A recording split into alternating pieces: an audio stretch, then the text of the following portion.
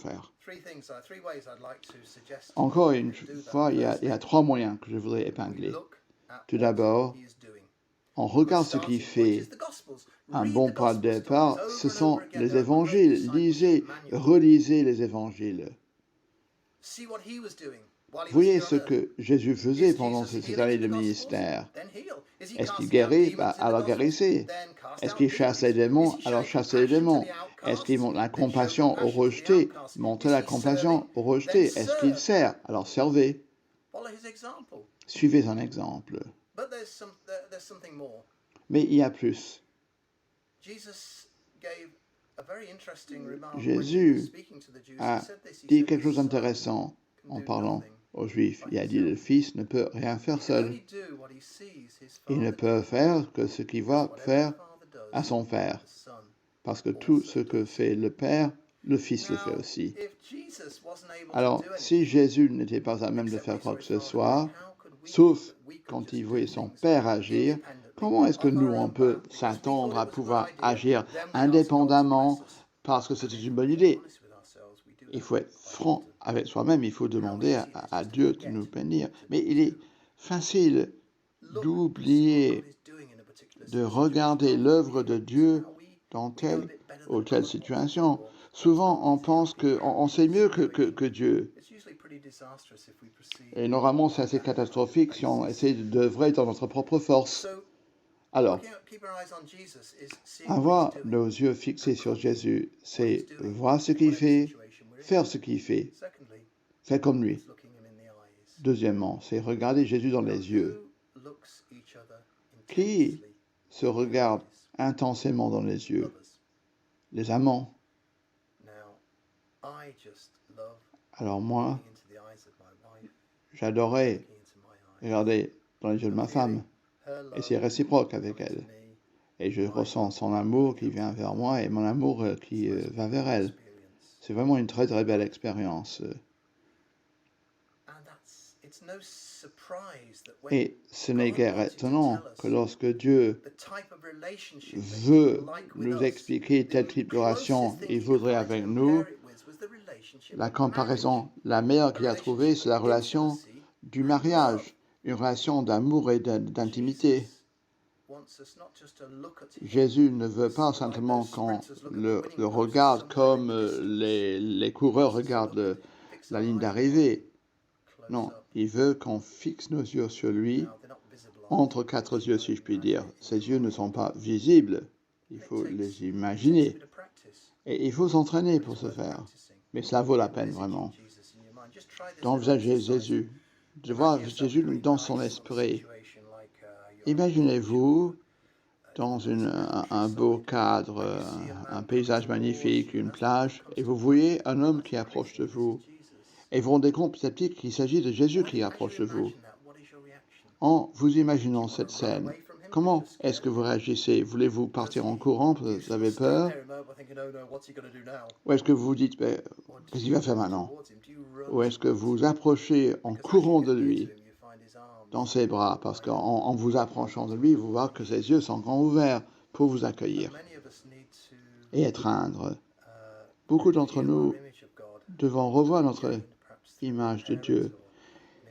Image de Dieu qui provient peut-être d'une relation avec un autre adulte, un parent ou quelque chose comme cela. Mais revoir donc, refondre notre image de Dieu pour l'aligner sur la Bible. Avoir une image de Jésus qui nous permette de lui regarder dans les yeux sans crainte. Sans dire sur quel péché va-t-il mettre le doigt, qu'est-ce qu'il va dire qui ne va pas dans ma vie, qu'est-ce qu'il va me dire de faire. Jésus le fera. Jésus mettra le doigt sur les péchés et les choses qui ne vont pas. Mais c'est parce qu'il veut vraiment que l'on vive abondamment. Mais il le fait non pas dans la condamnation, mais plutôt dans l'amour. Le grand mensonge du diable, c'est de nous faire croire que lui est bon et Dieu est mauvais. Et certains d'entre nous le croyons parce que nous ne voulons pas, nous n'osons pas approcher de Jésus. On a trop peur et on n'est pas vraiment convaincu profondément qu'il est aussi bon qu'on le dit. Donc, regardez Jésus dans les yeux, ça vous transforme. Vous avez vu quelqu'un, n'est-ce pas, qui est tombé amoureux? Et regardez la personne et vous dites, cette femme, cet homme, ils sont différents, ils sont amoureux, ils sont plus légers, plus lumineux, plus heureux, parce que l'amour transforme. On lit ça dans 2 Corinthiens 3. Contemplez la gloire du Seigneur et vous serez transformés dans son image, dans la gloire croissante qui provient du Seigneur qui est l'Esprit. Thirdly, Troisièmement maintenant, the third way we can fix our eyes on Jesus. troisième manière de river nos yeux sur Jésus, c'est de Now, lui meaningful parler, conversation between d'avoir two des human dialogues, beings involves un eye échange contact. In fact, if you're talking to rempli somebody, de they sens entre deux êtres consistently humains avert their eyes implique from you. un contact It's oculaire. unsettling. Si vous parlez à quelqu'un qui ne vous regarde jamais dans les yeux, ça If we want dérange, meaningful c'est irritant. conversation, we need to Si have on eye veut contact. un échange, une conversation qui a And du that's what sens, Jesus wants. He il wants faut us qu'il y ait to du have contact meaningful oculaire. conversation. C'est He ce wants que us veut to Jésus. dialogue Il with veut He qu'on wants us ait to un share our dialogue hopes, our rempli de dreams, our sens, qu'on disappointments, our fears, partage our nos hurts, déceptions, our nos worries, our craintes, nos joys, inquiétudes, nos and joies, our expectations. nos préoccupations, And he nos wants it to attentes be not avec a lui. one-way Et communication il ne where veut we pas just qu'il spill s'agisse our d'une whole burdens up communication to him. dans un sens où No, nous no, I've got that off my vidons chest, notre that's sac what I envers need. lui. He wants us Non, ce to qu'il veut, return c'est qu'il y ait un échange, un communication. dialogue dans les deux sens, une communication dans les deux sens, pour que Jésus puisse nous aider à entendre sa voix. Parmi les milliers de voix qui sont concurrentes dans ce monde, ce n'est pas facile. Et moi, je n'ai pas toutes les réponses, ça fait 50 ans que j'essaie, mais ça vaut la peine de tenter notre chance, de faire l'effort. Les proverbes nous disent qu'un être humain prévoit son chemin et ensuite le Seigneur le dirige en fonction de ses projets. Nous faisons nos projets, nous les amenons devant Dieu, il nous dit, écoutez, modifiez un peu le tir, changez un peu cela, et là il nous guide. Ça c'est un dialogue entre nous et le Seigneur. Et il nous promet que si nous demeurons à l'abri du Tout-Puissant, le psaume 91, 91, Dieu nous aime, il nous protégera, et je protégerai, dit-il, celui qui reconnaît mon nom et qui m'appelle dans son cœur. Moi, j'ai trouvé que c'est vrai. Souvent, quand je lutte, je dis à Dieu, vous avez dit, quand vous m'appelez, je répondrai. Alors maintenant, j'ai besoin d'une réponse. C'est ça que je lui dis. Alors rappelons-nous, en fermant, ces sprinters de 100 mètres qui ont leurs yeux rivés sur le finish, sur la ligne d'arrivée, on a les yeux rivés non pas sur les choses de ce monde, non pas sur les responsables d'église, qu'on respecte. Les Écritures disent qu'on peut se soumettre à leur autorité parce qu'ils veillent sur nous. Faites-le, lit-on, pour que leurs travaux soient une joie et non pas un fardeau. Mais non, on n'a pas les yeux fixés non plus uniquement sur l'Église, mais sur Jésus, pour que l'on puisse courir dans la persévérance la course qui nous attend, pour que l'on puisse endurer, pour que l'on ne se lasse pas et pour que l'on ne perde pas le courage. Alors que Dieu nous aide à voir ce que Jésus fait dans les circonstances où nous nous trouvons, que Dieu nous aide à le regarder dans les yeux avec un regard d'amour, où on reçoit l'amour, on rend l'amour, on développe une relation d'amour. C'est ce que Jésus souhaite pour nous. Et aide-nous, Seigneur, à rentrer en dialogue avec lui et ne rien lui cacher. Et de cette manière, nous trouverons qu'il peut nous employer pour amener le royaume des cieux ici à Bruxelles, en Belgique, et que vous soyez bénis en ce faisant. Wow, thank you so much, Wow, Mike. merci mille fois, Mike, pour cette Really parole. appreciate that. Nous Years apprécions after you've left beaucoup Brussels, que you are still des années après votre so, départ, invested in us as a vous community. êtes We encore bless you. investi en We nous bless, et Liz. nous te bénissons, Thank you nous for your bénissons contribution Liz to et the merci pour ta community. contribution à cette église sur So for des those of us tellement who are family, d'années. I want to encourage Pour you, ceux qui make sont dans la sure that famille, if you j'ai need envie de vous prayer, encourager. click Si on the vous avez Zoom besoin link de and you can prière, get some cliquez prayer. sur le lien There's some Zoom et people waiting vous to pray pourrez with you prier. right Il y a des now. gens qui attendent pour prier avec vous If maintenant. you need to connect with us this week, Si vous voulez être en connexion avec nous, si vous vous sentez un peu seul, isolé, si vous avez besoin de quelqu'un qui parle, appelez Sonia, envoyez-lui un message ou mettez-vous en connexion avec un petit groupe. Nous sommes là pour vous.